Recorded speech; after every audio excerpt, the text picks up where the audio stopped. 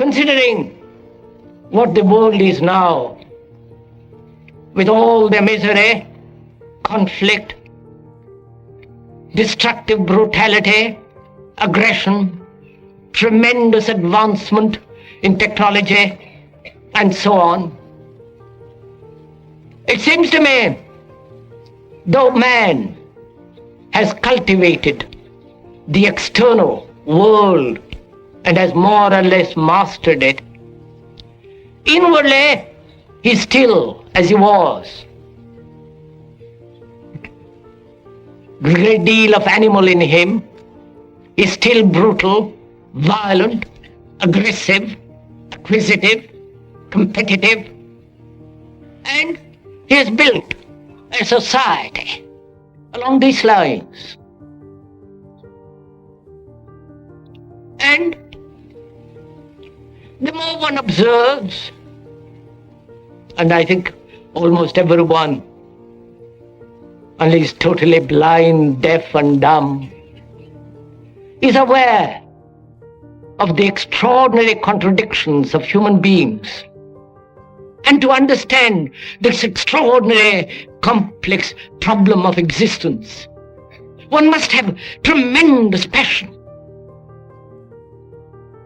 which cannot possibly be supplied by the intellect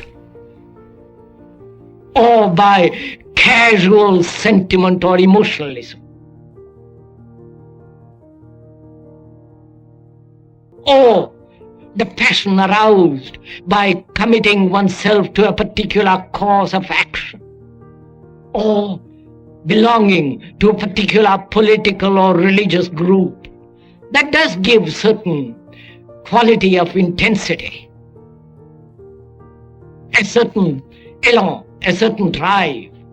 But through it all, there is the demand for gratification, for pleasure.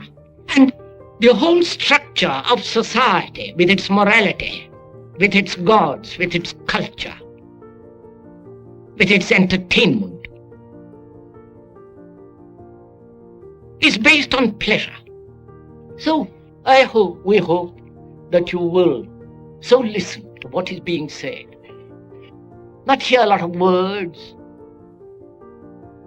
to a lot of ideas, because ideas and words are not the fact. Ideas and words never bring about a radical revolution, a mutation in the mind. So we're not dealing with ideas and opinions and judgment. What we are concerned is with bringing about a radical revolution in the mind.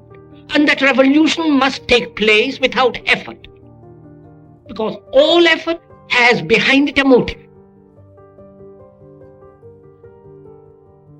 And a revolution with a motive is not a revolution at all. A change becomes merely a modified continuity when there is a motive. But a mutation, a radical transformation of the mind can only take place when there is no motive, and when we begin to understand the psychological structure of not only of society, which is part of us, and to understand it, there must be the act of listening. Not listening to the speaker, but to listening to what is actually taking place in our souls. So it is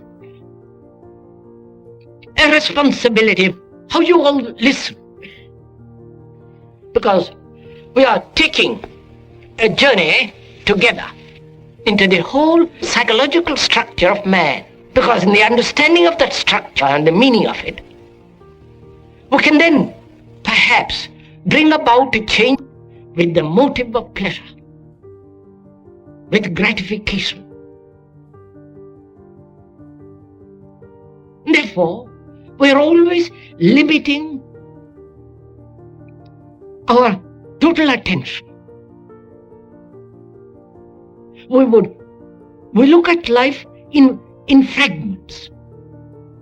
And as long as the particular totality, particular fragmentation exists, one cannot possibly see the total. If one says, I must have a certain pleasure and I'm going to hold on to it at any price, then we will not comprehend or see the total pattern of pleasure.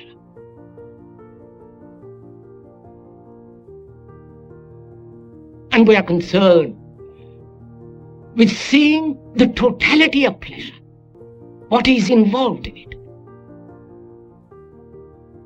The pain, the frustration, the agony,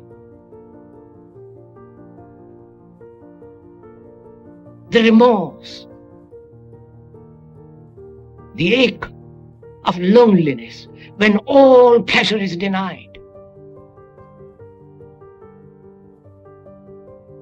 And naturally escape from all that through various forms, which again is the continuation of pleasure.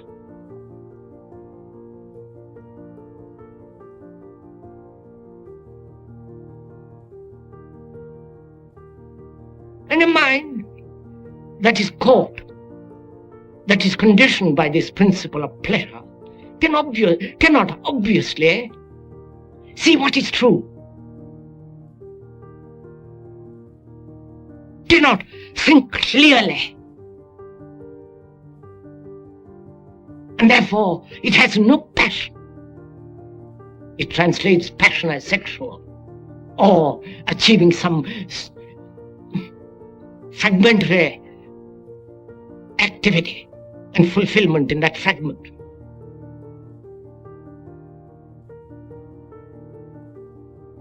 So where there is no understanding of pleasure,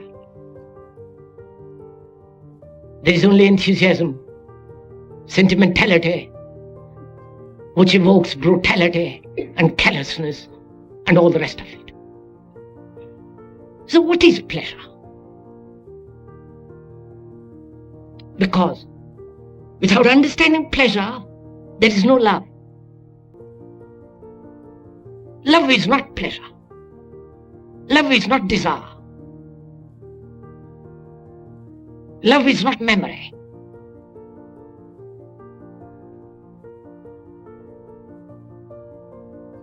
Right? Pleasure denies love.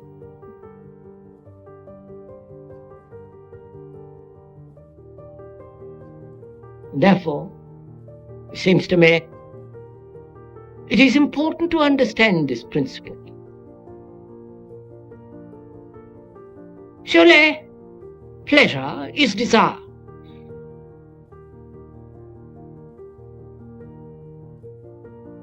Desire, which comes into being very naturally when you see something which gives you a stimulation, a sensation. And from that sensation there is desire. And the continuation of that desire is pleasure. And that pleasure is sustained by thought. I see something, and in that contact with it, there is a sensation. The sensation is the desire sustained by thought. Because thought is the response of memory. That memory is based on other experiences of pleasure and pain. And the thought gives to that desire the sustenance, the quality of pursuit and fulfillment. One can see this in oneself very simply. If one observes, it's all there in front of you. And the quality of observation cannot be taught by another. And if you are taught how to observe, you cease to observe. Then you have merely the technique of observation, which prevents you from actually seeing yourself. For yourself is the whole of mankind, with all the aches and the miseries, with the solitude and loneliness, despair, the utter loneliness of existence, meaninglessness of it all. And when you do so observe, it unfolds endlessly, which is life itself. Then you're not dependent on anybody, on any psychologist, on any theologian, or any priest, or any dogma. Then you are looking at this movement of life, which is yourself. But unfortunately, we cannot look with clarity because we are driven by this principle of pleasure. So to understand pleasure, one has to understand the structure of thinking.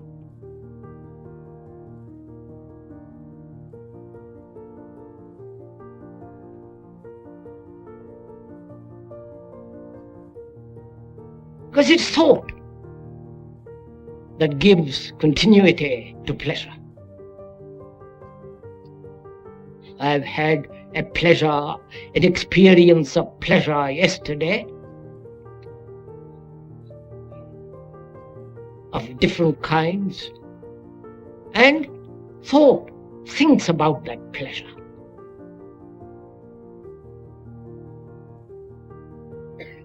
And demands its continuity.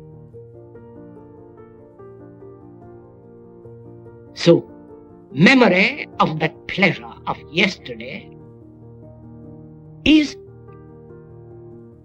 reacting, demanding that it be renewed through thought. And thought is time. Thinking about the past pleasure, past gratification, yesterday's delight and enjoyment.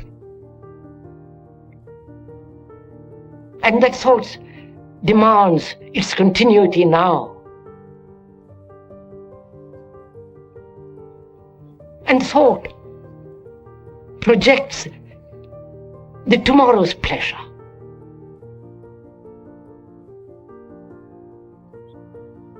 And thought creates the past, the present, and the future, which is time. I have had that pleasure, I am going to have it, and I shall have it. This time quality is created by thought, bread put together by thought. And thought is time, and it is time that creates fear.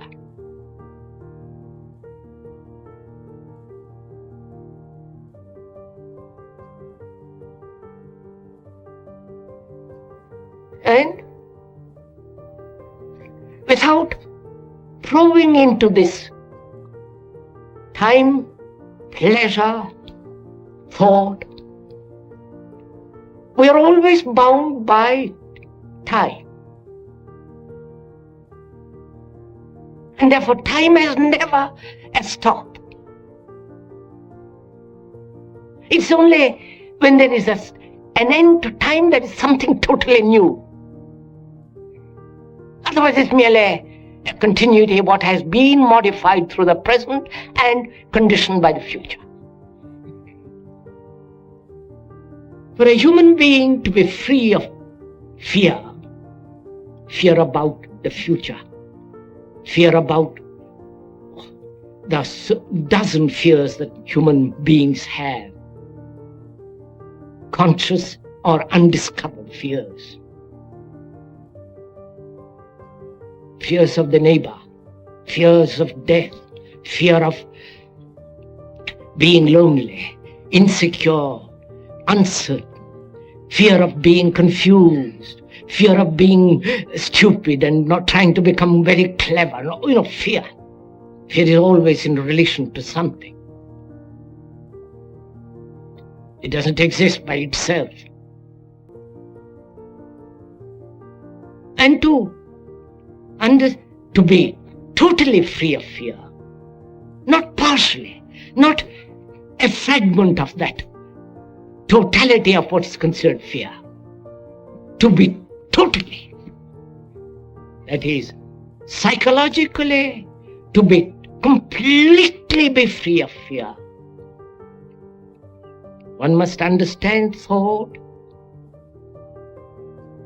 time, and pleasure. And this understanding is not intellectual or emotional.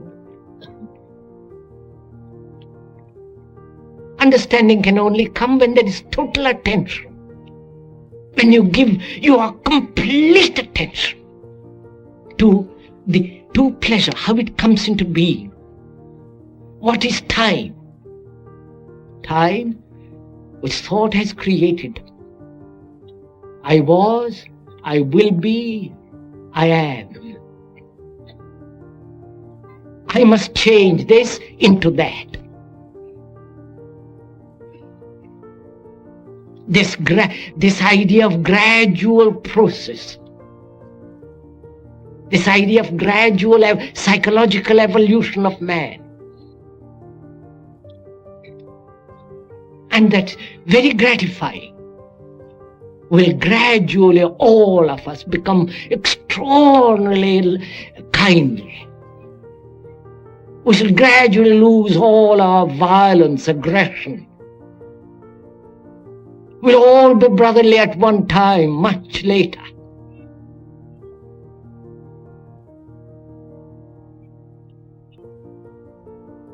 This gradual concept, which is generally called evolution psychologically,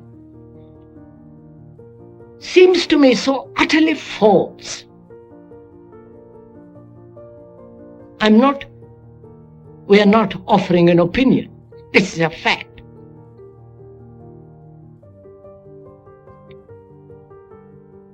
Because when you give your attention to something completely, there is no time at all.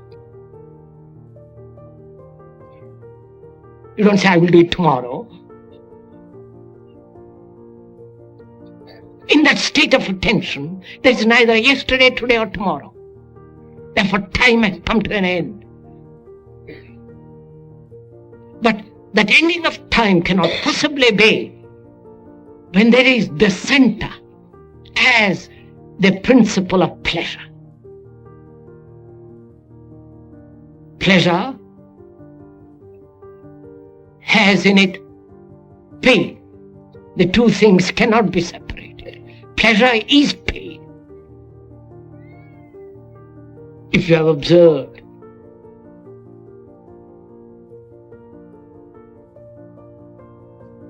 so you cannot possibly psychologically avoid pain if you are pursuing psychologically pleasure. We want the one and we don't want the other. We function emotionally. Want and not want. And when deep issues, fundamental problems are concerned, and to give to your mind totally to it, is rather difficult when all your life has been dissipated. Dissipated in fragmentary action.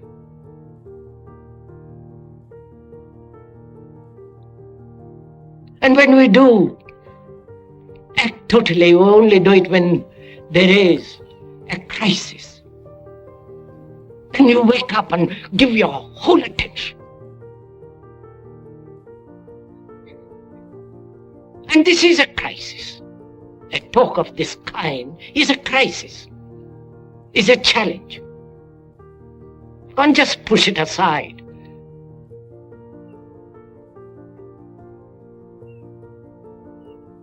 Therefore, it may be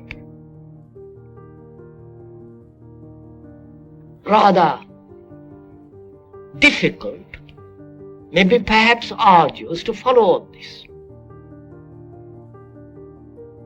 But it won't be arduous if you're following your own state of mind. It's like sitting on the bank of a river and watching the river waters go by. And when you so watch, there is neither the observer nor the observed.